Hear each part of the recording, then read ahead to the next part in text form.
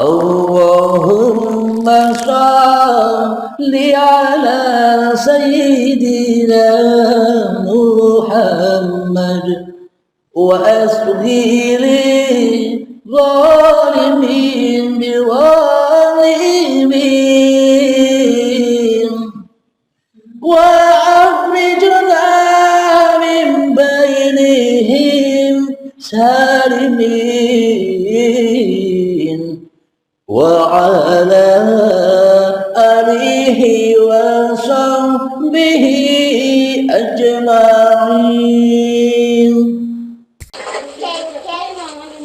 Mari kita saksikan yang nyata-nyata saja. Awal mula terciptanya diri kita adalah ketika detik-detik akil balik tiba. Itulah awal penciptaan diri manusia kita sebagai tamu di dalam Masjidil Haram dan Baitullah, yakni sebagai tamu saja yang mengembara mampir sejenak di dalam badan dan hidup. Badan inilah Baitullah dan hidup inilah Allah. Badan inilah Masjidil Haram maksudnya, dan hidupnya ini hayatullah.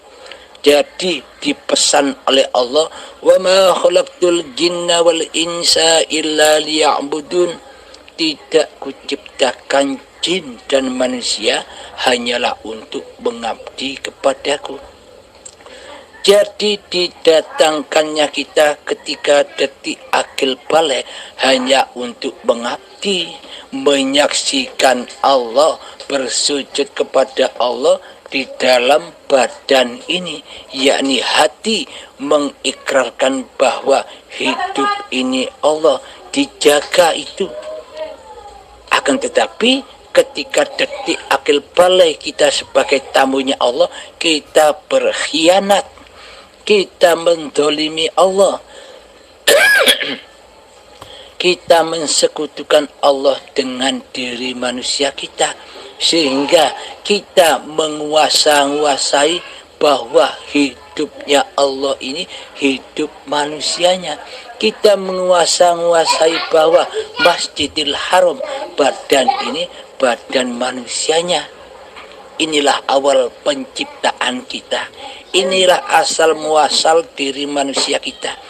Dengan hiduplah maka terciptalah alam semesta ini. Tanpa adanya hidup, apakah kita bisa menyaksikan alam semesta? Menyaksikan galaksi-galaksi yang di YouTube, menyaksikan angkasa, luar angkasa, menyaksikan gunung-gunung, hutan-hutan, laut-laut, dan segala sesuatu bisa kita pandang, bisa kita ciptakan kewujudannya karena adanya hidup. Tanpa adanya hidup, apakah kita bisa menciptakan, mewujudkan apa-apa yang kita pandang dan apa-apa yang kita dengar? Dengan Allah lah sang pencipta, maka nyatalah wujud alam semesta ini dalam pandangan ini. Inilah asal mula alam semesta ini.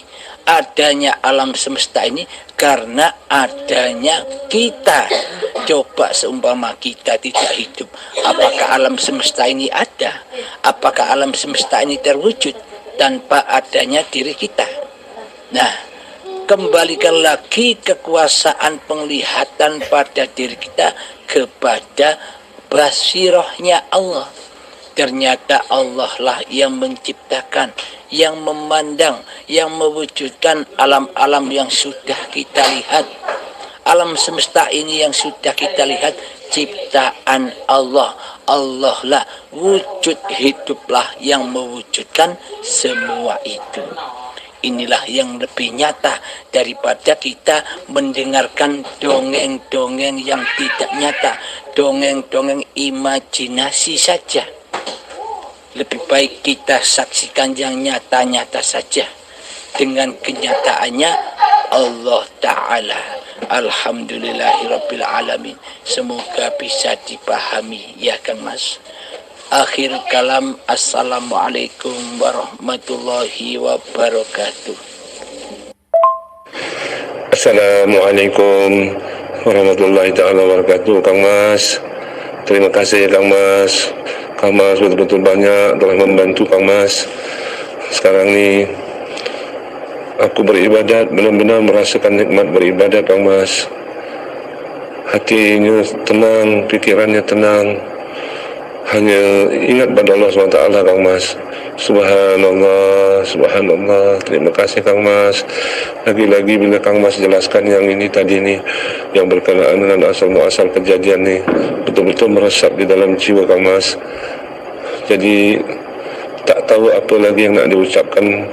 Rasa penghargaan, rasa terima kasih kepada Kang Mas. Meskipun benda tu ialah benda ni kita dipertemukan dengan kehendak Allah tu. Jadi alhamdulillah Kang Mas, selama ini yang aku cari-cari, aku telah terjumpa Kang Mas. Ya, terima kasih. Semoga Kang Mas dimuliakan Allah SWT, dilindungi Allah SWT, diberikan kebahagiaan dunia dan akhirat untuk Kang Mas keluarga. Assalamualaikum warahmatullahi wabarakatuh. Assalamualaikum warahmatullahi wabarakatuh, Yai. Saya Rialat dari Pekalongan mau bertanya kembali lagi, Yai. Begini, Yai. Setelah diri manusia sudah kembali fitrah seperti bayi yang baru lahir, yang hanya bisa makan dan minum disuapi sama orang tuanya. Nah, yang saya tanyakan, setelah bisa kembali seperti bayi, kehidupan kesehari-hariannya itu apakah harus seperti bayi ataukah harus bagaimana, Yai? Masalahnya diri manusianya itu masih butuh makan dan minum dan harus bekerja, Yai. Mohon penjelasannya, hidup yang dikerjakan untuk selanjutnya itu bagaimana, Yai? Ngoten mawon, Yai, mohon penjelasannya, matur nuwun. Assalamualaikum warahmatullahi wabarakatuh.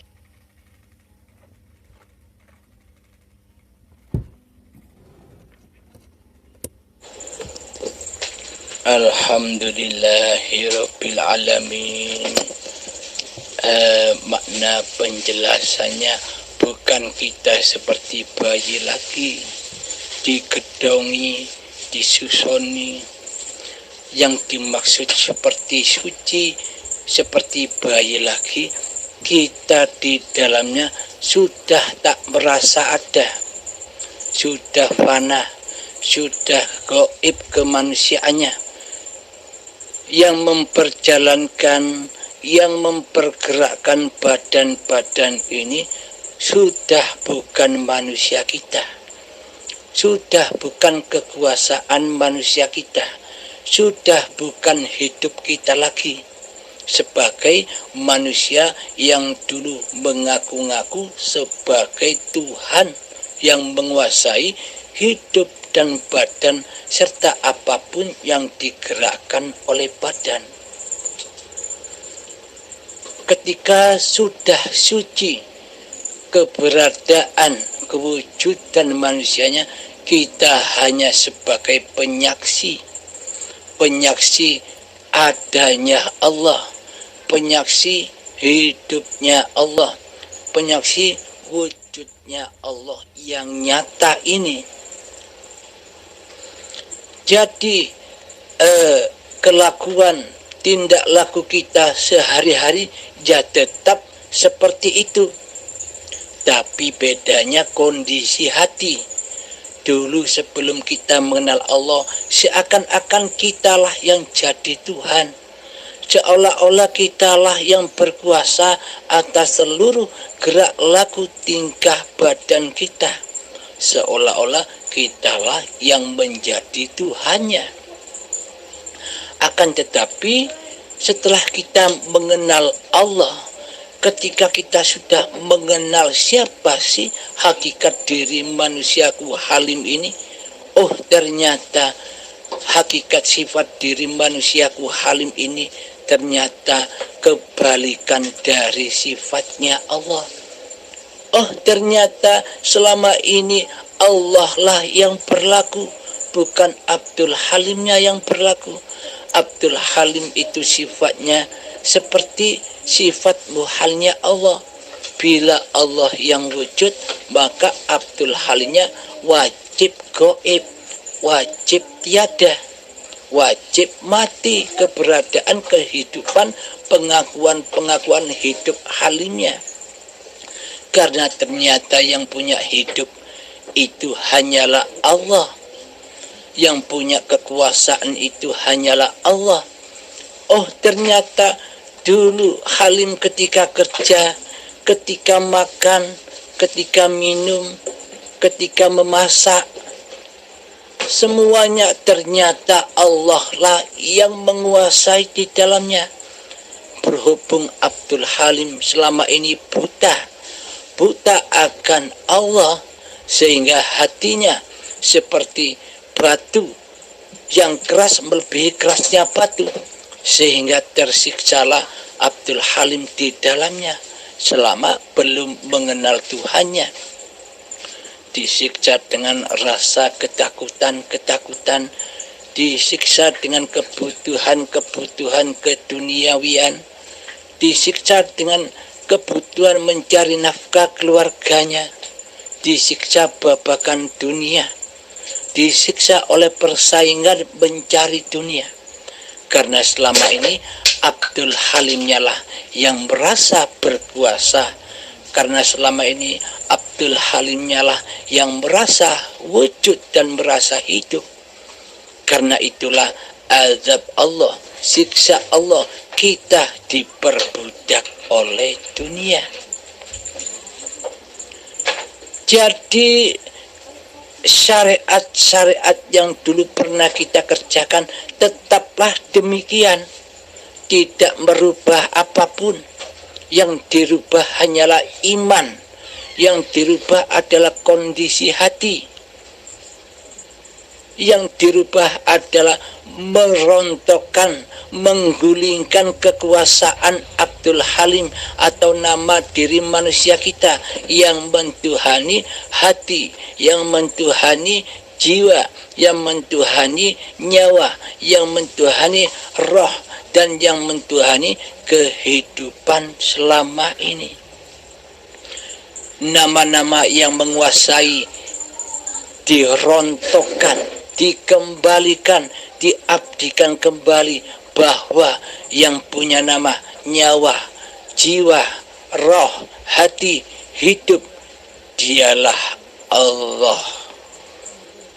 Allah itu hanya sebuah nama, namanya hidup. Alhamdulillahirabbil alamin. Ingatlah, tiada yang bisa mengubah syariat. Yang dulunya syariatun nas, ubahlah dengan syariatullah. Apapun yang kita kerjakan seperti dulu, tinggal merubah kondisi hatinya. Yang dulunya kondisi hati kita selalu linafsi, dirikulah yang berkuasa di dalamnya, akan tetapi kita rubah dengan lillahi ta'ala. Inilah yang disebut iman. Inilah yang disebut menghamba, mengabdi kepada Sang Pencipta. Jadi tidak merubah apapun syariat-syariat yang pernah kita kerjakan, yang setiap hari kita kerjakan. Hanya merubah iman di hati saja, merubah kondisi hati saja. Yang dulunya nama kita yang maha besar, sekarang hapuslah nama manusia kita di hati kita. Gantilah dengan nama Allah lah yang maha besar. Jadi yang bisa memaha besarkan Allah, ya Allah sendiri, bukan manusia kita. Alhamdulillahirabbil alamin. Semoga bisa dipahami ya Kang Mas. Alhamdulillahirabbil alamin. Akhir kalam. Assalamualaikum warahmatullahi wabarakatuh. Alhamdulillah yai matur nuwun sanget dumateng sedaya penjelasanipun ingkang saged dipahami dengan jelas dan gamblang serta nyata adanya yai.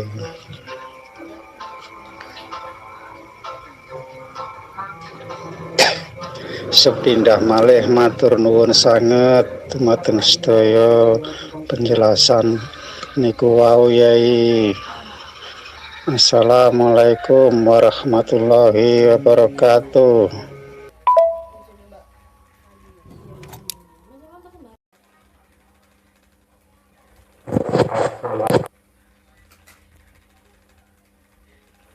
Assalamualaikum Kang Mas. Mohon maaf Kang Mas, saya masih belum bisa tanya jawab seperti saudara-saudara saya yang lain melalui Google itu Kang Mas. Jadi saya mau tanya melalui WhatsApp aja Kang Mas. Ini sekali lagi mohon maaf Kang Mas. Untuk metode mengheningkan cipta atau bersemedi atau tafakur itu bagaimana Kang Mas? Metodenya untuk mengetahui yang hidup bahwa itu Allah. Karena di video Kang Mas itu yang hidup itu adalah Allah, yang tiada adalah manusia. Kita kembali ke Adam lagi, sifat-sifatnya manusia. Itu Kang Mas, terima kasih Kang Mas. Mohon maaf bila ada tutur kata-kata saya yang salah Kang Mas. Mohon maaf Kang Mas sekali lagi. Mohon maaf, terima kasih. Alhamdulillahirabbil alamin. Duduk tafakur, mengheningkan cipta manusia kita, malamkan, gelapkan kewujudan diri manusia kita, ikrarkan, nyatakan bahwa hidup ini Allah laksanakan. Terima kasih Kang Mas, terima kasih Kang Mas, wejangannya Kang Mas. Alhamdulillah, berapa hari ini memang kami atau secara pribadi sudah kami laksanakan apa yang dituturkan oleh Kang Mas melalui YouTube-nya Kang Mas. Saya selalu mengikuti. Alhamdulillah Kang Mas. Amin, amin ya rabbal alamin. Matur suwun Kang Mas. Terima kasih banyak. Assalamualaikum. Allahumma salli ala sayyidina Muhammad wa asghili zalimin biwalimin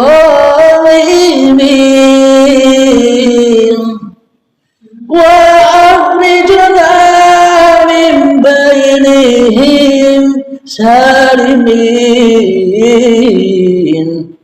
وعلى آله وصحبه أجمعين